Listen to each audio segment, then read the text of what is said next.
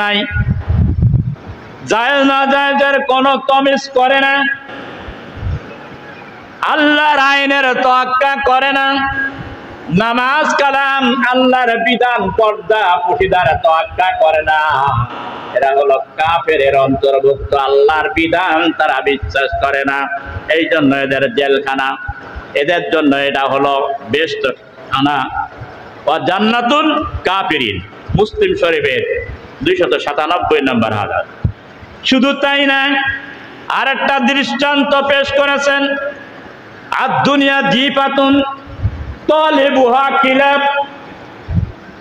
আল্লাহর নবী বলছেন এই দুনিয়াটা হলো জিপাতুন, একটা মুর্দার মতন, একটা মৃত্যু জানোয়ারের মতন। এই দুনিয়ার সুখ শান্তি, দুনিয়ার আরামায়েশটা, তার দুনিয়ার সুখ মৃত্যু লাশের মতন।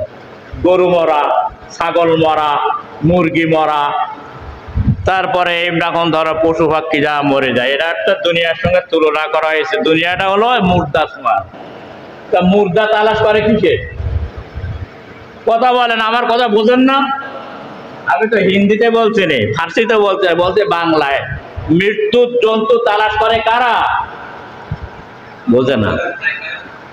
ওই হায়ান জানোয়ার, কুকুর, শিয়াল, খাটাস, এরাই তো মৃত্যুর ওই জীব তালাশ করে নাকি? কথা বলে না, বলে হ্যাঁ, বলেন হ্যাঁ, কথা বলেন, বোঝে না। বোবা ভূত, বোবা শয়তান আছে দেখেছেন?